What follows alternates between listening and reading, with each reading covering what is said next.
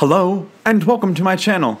My name is Jonathan Cohn, and today I have my book review of the book Dawnshard by Brandon Sanderson from the Stormlight Archive. This is a novella in the Stormlight Archive. It takes place between the books Oathbringer and Rhythm of War. I just recently, about a couple months ago, reviewed Rhythm of War on my channel, so if you want to watch that review, you can check it out. I did with spoilers and without spoilers on it. But as you can tell, the Stormlight Archive books are beefy books. They're like 1,200 pages long. They're long books. And so to get a nice little novella is kind of nice because I know I'm not going to have to spend a crazy amount of time reading it. This really, had I put myself to it, I could have done it entirely in one sitting. I did it in like 3 sittings, but I could have done it in one had I been focused. What I think makes this book so great is that he's able to be more focused, more intimate with the story. He doesn't have to have a huge cast of characters. He doesn't have to have a huge setup. He doesn't have to spend so much time planning things out. He does a little bit, and then boom, you have a big finale, and then it's over. And this book, like the Stormlight books, has the big build-up, and then it has a big finale, but it's a much more easy to handle finale because it's not like there's many characters involved, there's not as many plot lines involved, it's much more contained.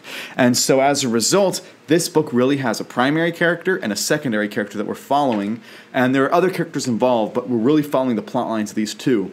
The primary character is Risen, who is this woman who is she doesn't have the use of her legs, but she is a merchant, and she is a powerful merchant, and she now has this ship. And she is sent on a mission to go to this island to try to find this lost city, to research into that lost city and see what's happening with it. Why ships crash near it, why crews disappear, why different things are happening there. At the same time, our secondary character is Lopen, who, if you've read the Stormlight Archive, you know is one of the Knights Radiant, and Lopen is sent along on this expedition to try to help out, to try to protect the sailors on the ship, and also he has a secret mission of his own that we learn about. And so the book really follows the two of them. Risen has the majority of the point of view chapters, but Lopen has probably a decent amount. So there's about 20 chapters in this. I think like 4 or 5 of them are from Lopen's perspective, and then the other like 15 are from Risen's perspective. This book has a lot of ties to the Stormlight Archive and to the Cosmere.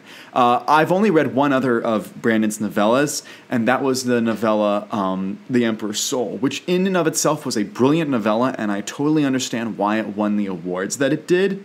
But that novella really was self-contained in that it just really had no connection. Even the magic system that it connected to Elantris really didn't connect that much. You would, if you didn't know they were on the same planet, it would make no difference, in my opinion. Whereas this is intricately connected. The terms used, the characters used, the references used, the magic system, all of that is intimately connected into the Stormlight Archive. And so characters like Navani make an appearance. Yasna is referenced. Kaladin is referenced in here. And of course Lopen is one of the Bridge 4 characters in the Stormlight Archive. So you feel more connected to this novella.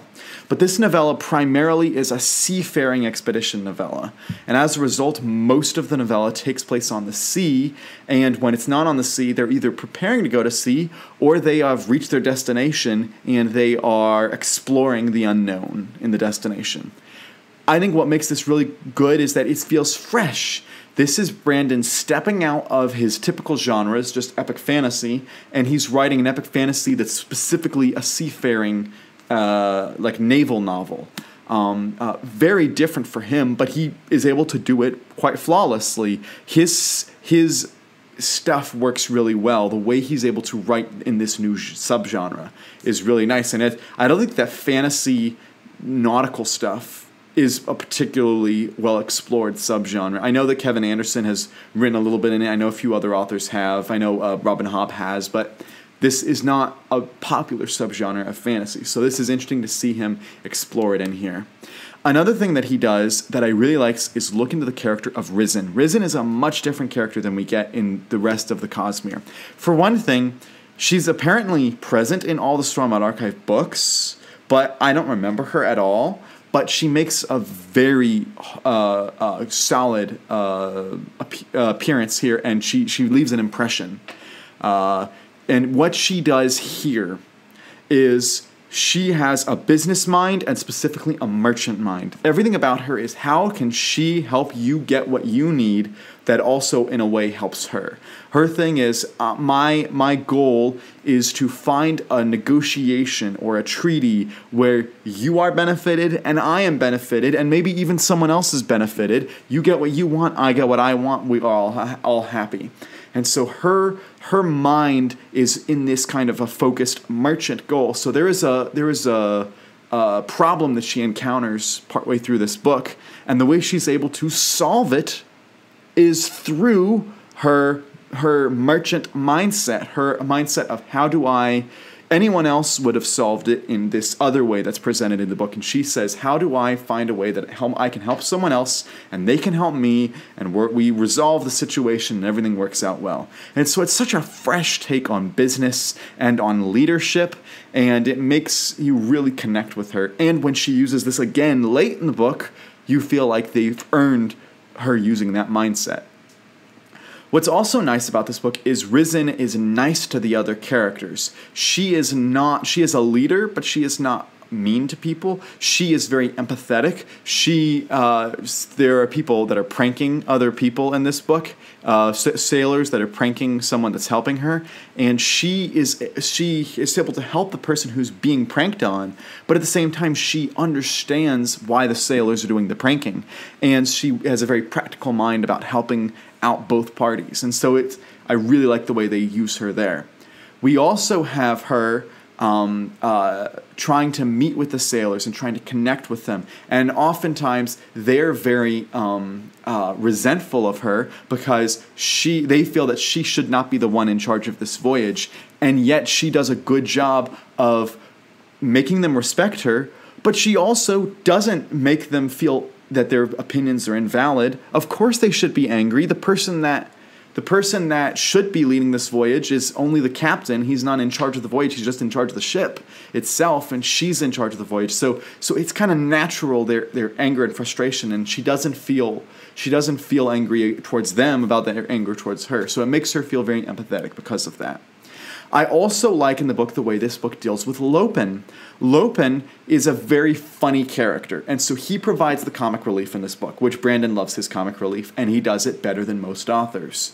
But Lopen also goes on a character journey here, and his character journey is really actually quite thought-provoking, and actually is quite nice. And, he's trying to reach that third ideal, and he's willing to do it, and darn it, why isn't he reaching it? And then when he finds out why he can't reach it, and what he needs to do, it's just such a cool scene. So, his point of view chapters are few and far between in the book. There are only a couple compared to Risen's, but man, he leaves an impression as well. The other characters involved, Chiri Chiri, the kind of dragon-like Larkin, is really fun. I also really liked reading about Nikli and Cord and Hoyo. I don't know if I'm pronouncing all those right, but I liked all those characters. I thought they all left a good impression. I liked seeing Navani very briefly at the beginning of the book. That's something that like Star Trek or Star Wars would do, which is they would incorporate a well-known character in the beginning of the book to hook you, and then the rest of the book would be a brand new character that you would learn to love, but they would hook you with the well-known character. That's what they do with Navani at the beginning of the book. And by the way, the prologue of this book, excellent prologue. Brandon really is, he's gotten his prologues down. He's good at them. But so overall, it's a very short book, but I think it's a very good book. It's much more connected than The Emperor's Soul is, although I think that The Emperor's Soul packs a hard punch with its themes as a novella. This does a good job of telling an entertaining story. Again, the climax, it's big, but it's not huge. It's big enough for what the book needed. This book is about 55,000 words, and as such, the climax takes up about the last 60 pages of the book, 50 pages of the book, but it does so in the proper way. And so I really like the way that he did that. Whereas a Stormlight book is like 400,000 words, and it's like the last 100,000 words that are the last like 200 pages that are the climax of the book. So overall, highly liked this book. I gave it like a 9.3 or a 9.4. Like, really enjoyable. Loved the book.